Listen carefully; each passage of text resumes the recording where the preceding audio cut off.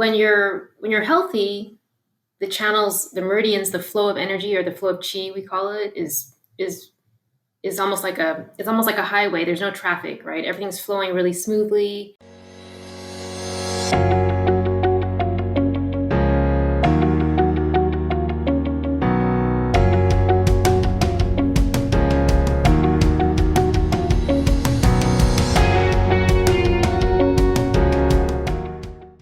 Hi, Dr. Lim. I'm so glad that you're back on Staying Ageless. I'm really excited to talk to you again.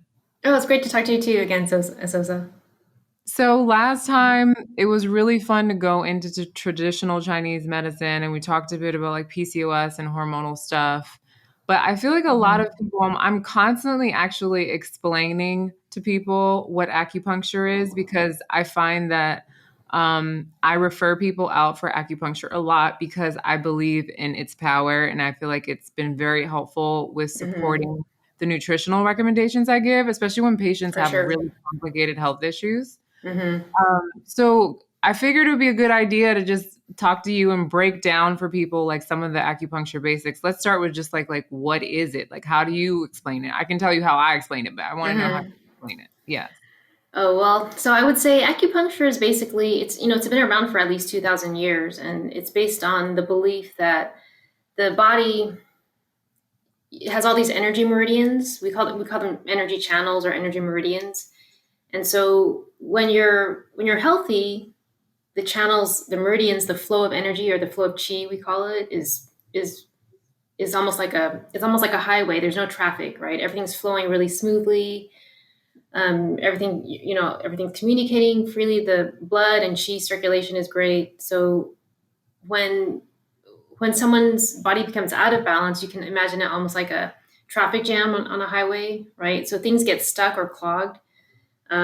This can happen through like injury, through trauma, through stress, all these different environmental or lifestyle or things that happen to us can create stagnation or blockages in the channels. And so you can think of acupuncture as a way of almost unblocking the channel. So when you put the needles in certain areas in the body, it can help to either unblock the pathway, like unblock the highway basically, or you can also put it distally to the area of the pain or the area of blockage, and that can help to almost like divert the traffic away from the area of blockage. So that's kind of what acupuncture is about, is really trying to kind of so you put needles in certain areas of the body to help unblock the chi and to help open up the flow of energy through the body. Another thing is that it helps to stimulate your body's own healing potential. So, basically, when you stick needles in certain areas of the body, for example, if you have pain or inflammation in a certain area, it sends a signal to the muscles and to the nerves and to the brain to send chemicals and to heal the area. No, So, super cool. mhm, That's exactly how I explain it to people. I say that it's a mhm. self-healing tool, that it has to do with the energy meridians. I love the traffic analogy though. I'm gonna have to steal that. Yeah, yeah. The But traffic analogy is really helpful. it's very Yeah. helpful. But I guess I do have a question though.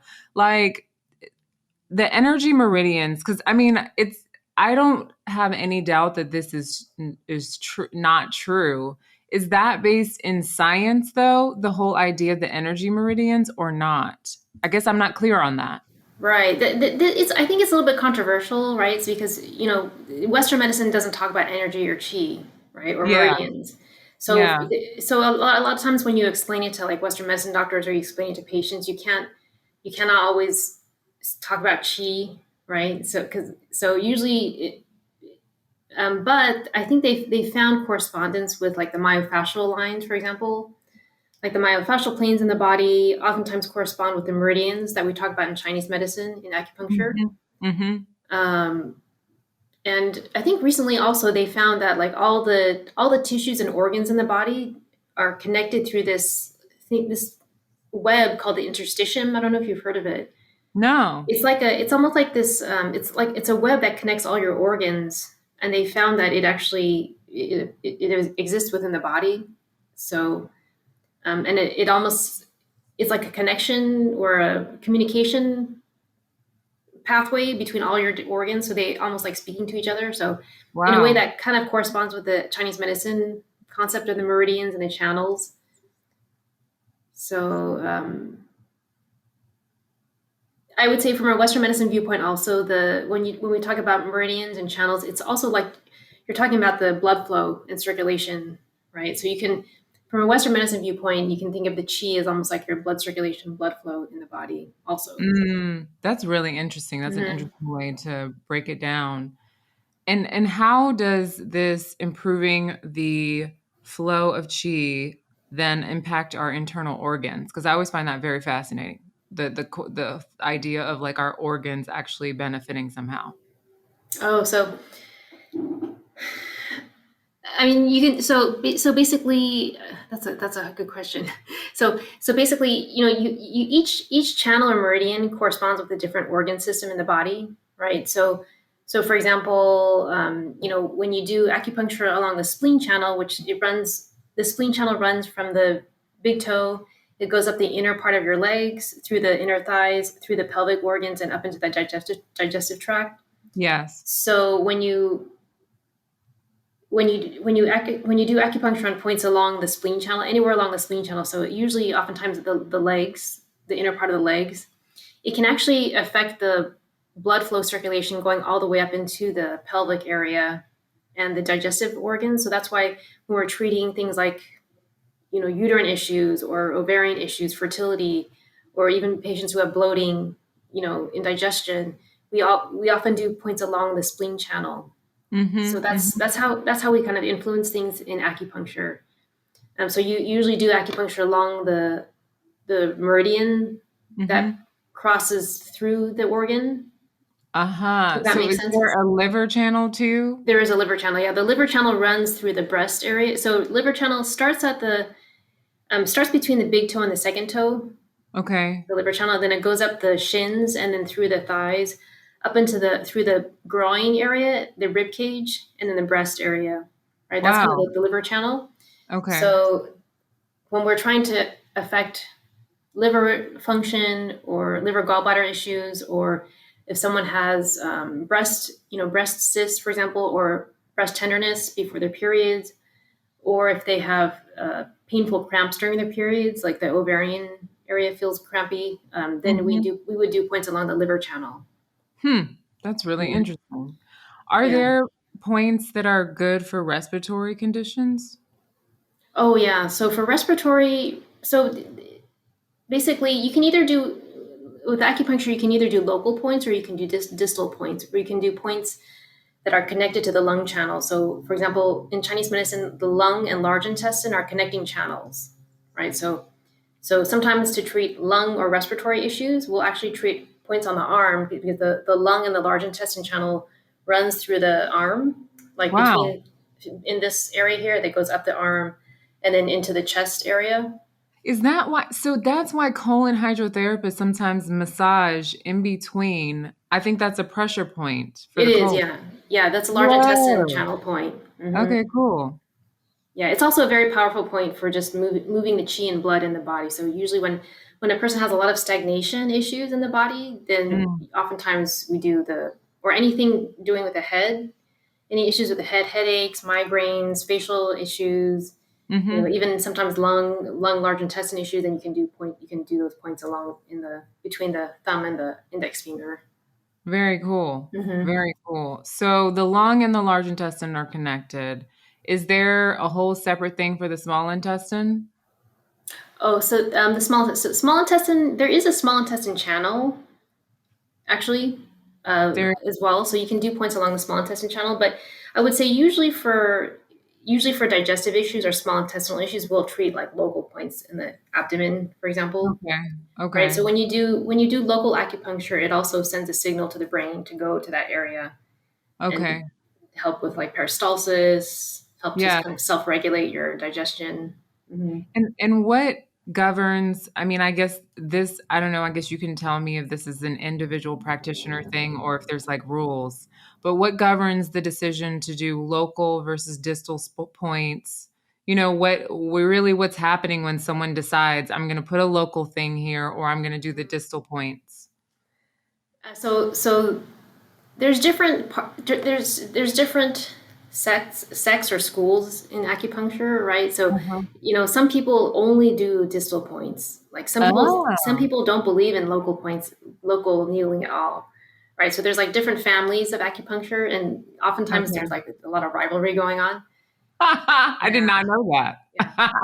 So it's like I'm from the school of distal and you're like local and y'all have beef because we There can be, yeah, for sure. what? That's Hmm. so interesting.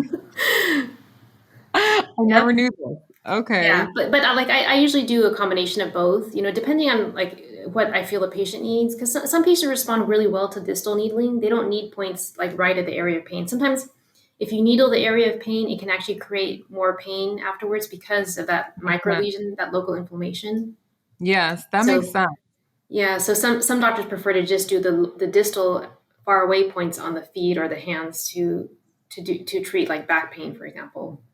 You know. When people are in different camps, do they were only trained to do one way, so they don't learn the other way, or they just are people who are like, I'm really only about this distal life. Uh, yeah, I think most people learn both in the Okay. beginning, and Okay. then they kind of just divide into Okay. their respective parties. That Yeah, there's is so funny to me.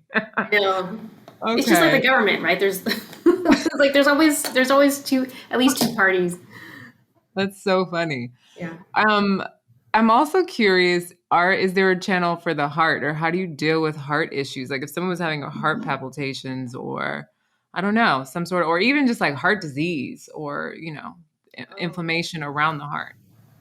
I would say for cardiovascular heart issues, definitely. I mean, acupuncture can be helpful. Usually, we would do points along the heart or pericardium channels, for example, Mhm. or there's so that those ones run, along like the wrist area here, the heart and pericardium, and then oftentimes we'll put the acupuncture like in the middle of the chest, which can be calming, can also calm the heart.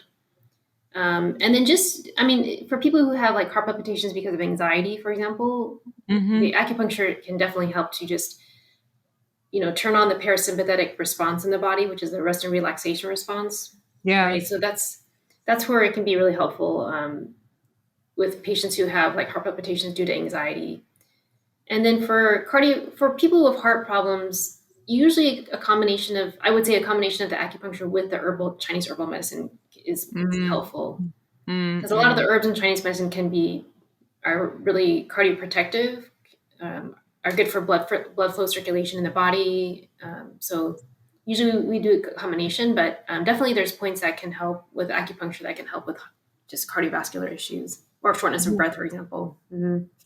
It seems to me like acupuncture can be used for almost anything. And because it's a self-healing tool, I find Mm-hmm. one, I think it's for me, I think of it like a tune-up. So sometimes, I mean, my Chinese medicine doctor sometimes is like, I don't want to see you in the next year. You're fine now, or whatever. But I will, I will try to go as often as I feel I need it. Um, you mentioned anxiety. So let's talk about the emotional aspect because that part I found very fascinating. So Mm-hmm. people with anxiety, depression, maybe just general emotional issues. Why is it that acupuncture can also help with that? I don't understand the actual mechanisms behind it. Yeah, and there's different ways that it can help, right? So one is when you do acupuncture, it helps your brain and your body to secrete certain like neurochemicals that have a calming effect on the body. So, for example, when you do acupuncture, your body starts to secreting more endorphins, which Mm, are pain killing chemicals, right? They're kind of endogenous opioids, they call it, right? So they're kind of your body's own natural pain killing mechanism. So it helps with that part. So it helps you feel better, right? Then also it also helps to decrease your brain's sensitivity to pain and stress in general. mm-hmm, So mm-hmm, so that mm-hmm. your body's better able to handle stress. Uh, and then like I mentioned before, it helps to kind of turn on the body's parasympathetic relaxation response. So kind of like your rest and digest response in the body. So it Which is can very that's important for mhm. healing anything. For sure. Yeah. I mean, they've even found it can be helpful for, patients who have like PTSD, for example. So Wow. a lot of like war veterans, for example, will get the ear acupuncture, for example, which can help a lot with the PTSD symptoms. It helps them kind of relax. And why is it on the ear? Oh, the ear is actually one of the best, really good place to when you're. So the ear. A lot of the points on the ear actually, because the ear connects to the vagal nerve, and when Mm-hmm. you stimulate the vagal nerve, it helps to kind of turn on the parasympathetic response also, right? Yes, yes. Yeah, so doing the ear acupuncture can be really helpful for just like stress, insomnia. Very Well, cool. I did not mhm. know the ear was connected to the vagal nerve. That is like Yeah. really cool, nerdy stuff. Now, Mhm. sometimes I've had an acupuncturist put a needle in the middle of my forehead, and I'm like, child, what does that mean? Yeah. Can you explain that? I mean, I kind of think of it almost in Chinese we call it the intang, which is like the hall of impressions, but Yeah. it's basically just like it's kind of like your hypothalamus pituitary point. It helps to kind of just like center the brain, basically. So people find it usually really helpful for like for sleep, stress. Like it kind of just like quiets down the brain. It's kind of like your third eye in a way, you Yeah, know. it feels like you basically just want to go to sleep right afterwards. Yeah, as Like, soon as you put okay, that well, those needles in the head, yeah, you're like, okay, yeah. well, lights out. Like, I'm good now. Yeah, I even had some patients who are like creative types. As soon as once they get the acupuncture, they're just like they have all this like creative inspiration. I was like, That's so so interesting. yeah, yeah. That's so interesting. But Speaking of, so mhm. no, what were you gonna say? Yeah, so but it does change the body chemistry in a sense, Okay, acupuncture. okay. So, and I think through that, in helping to decrease the overall stress response, it helps people like process through emotions in Mm, a in mm, a in a more calm setting, I think. mhm, mhm.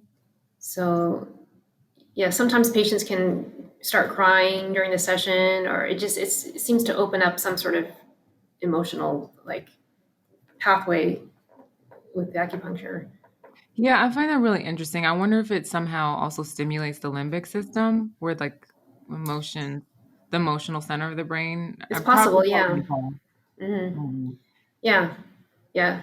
Also helps your brain produce more like GABA and like all those calming types of neurotransmitters. Hmm. Very cool. Speaking of the brain, so you were telling me about there's a type of acupuncture that you can actually do on your scalp. What? So, Hmm. can you explain what that is and what that would be used for? Sure. So scalp acupuncture, it's actually been around, I think, since the 1970s, 1980s. But it was started by these doctors in China who were treating a lot of like stroke patients with neurological issues, paralysis, stroke, and so they found that by doing acupuncture on the scalp, on certain points on the scalp, that it greatly helped these patients who couldn't walk, who couldn't lift their legs. And so the reason why they use scalp acupuncture is because they believe that there's certain the areas in the brain that correspond to the motor and sensory areas. For Mhm. example, when you stimulate those areas in the scalp, it can help to kind of turn on or stimulate those particular sensory or motor functions in the Okay. body. So, and the brain is highly adaptable. So we I think we underestimate the neuroplasticity of the brain and how if you let's say you can't you let's say you have stroke and you have paralysis in the arm. If you even though one part of your brain has lost the blood flow or is not functioning, you can still activate or create new connections within the brain through the neuroacupuncture, through the scalp acupuncture. Wow. So, Can that be applied to like, other sort of mental health issues like bipolar, schizophrenia, those kinds of things, or not really? I haven't seen it for schizophrenia per se. I have seen it it can be helpful for like patients who have ADHD, for example, like Mm, attention deficit. So a lot of kids, neuroacupuncture can be used for children who have like attention deficit disorder or anxiety. Just different types of. But I haven't seen it for bipolar specifically. Hmm. Yeah. Pretty cool. Hmm. Is there anything that you would say? I mean, because literally, like, the more that I learn about it, the more I just think of it as a very powerful supplemental tool that I feel like everyone should be Hmm. using. Hmm. Because I mean, literally, acupuncture for weight loss, acupuncture for hormonal stuff, Oh, acupuncture yeah. for inflammation in general, or pain, or arthritis, or I mean, there just seems like you could basically do acupuncture for almost anything. Is there anything that Hmm. you don't think that you can do acupuncture to improve for? Oh my gosh. I mean, there's limitations with every type of medicine, right? So I would Yeah. say some health issues can be more challenging than others. So, for example, like if someone has tinnitus, especially because of like structural issues in the ear, then that would be really difficult to treat. Mm, If they're, I would say, what else? Yeah, I would say for more stubborn like structural issues. So, for example, if someone has like you know, shoulder pain because there's all these bone spurs, that have been right. accumulated over time and it's really inflamed. And acupuncture can help reduce the inflammation somewhat, but if the bone spurs are still there, like it Right. can be hard. Yeah. Hmm. No, I like that you brought that up because I feel like, And there's also so for, many, mhm.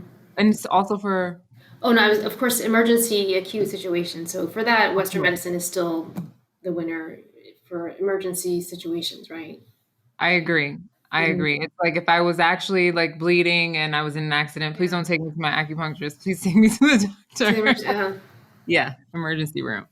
I agree. I think it's good that you brought up the structural things because like, structural damage is a whole thing in itself. And I learned a lot more about that from a kinesiologist and chiropractor as well, where right. it's like that can cause a lot of imbalances, just having like bones be in the wrong place or A moved lot, around, right? for sure. So it's all these little aspects. I feel like they're all like pieces, but acupuncture is covers a Part of big the puzzle. part Hmm. of that puzzle. Yeah. Yeah, I mean, yeah, for patients who have like pain, or let's say they have chronic low back pain, Hmm. it's still you still want to like the best treatment is to, of course, the acupuncture can help with the pain and help, and combined with the cupping, like, can help release the myofascial tension, right? But if there's still the structural misalignment, or if the patient's core muscles are really weak, like, it's not holding up the spine properly, the patient still has to do their exercises on their own to help for prevention and maintenance of their low back pain in the long Yeah, run, no, that right? makes sense. That makes sense. So, And I had like a kinesiologist literally cure my back pain just by giving me exercises because I was going to the chiropractor to get adjustments, but the kinesiologist was able to figure out, oh, you just have a weak muscle group. And so it's exactly. really important to know whether or not some pain is actually because your muscles need to be strengthened in a Exactly. certain area. Yeah. Yeah, yeah. So yeah, oftentimes I find like patients who come to me for low back pain, if they're doing jujitsu or something, and they're always Right. injuring their back or using their back improperly. So, the acupuncture can definitely help in the meantime, but I still tell them, you got to do something like, I don't know, Pilates, or, core strengthening, or do something to help kind of balance to help with the pain. Yeah. Yeah, definitely. Mhm. And make sure that the muscles around the area is strong enough. Yeah. Exactly. Yeah. Makes sense. Mhm. Cool. This has been awesome. So, where can people find you online, and where can they work, or where could they book a session with you if they're interested in doing that? Oh, so I mean, I work at TCM Healing Center in Los Angeles. So if they'd like to visit, feel free to come. But yeah, we have our website is tcmhealingcenter.com. So that's our Okay. website, and then we have the YouTube page and Instagram page, and so Awesome. that's where I operate from. Awesome. Well, I'm so glad that you came back on the show. This has been an awesome conversation. You're the bomb.com. Oh, thank you for inviting me again, Sosa. No It's always a problem. pleasure talking to you. Likewise.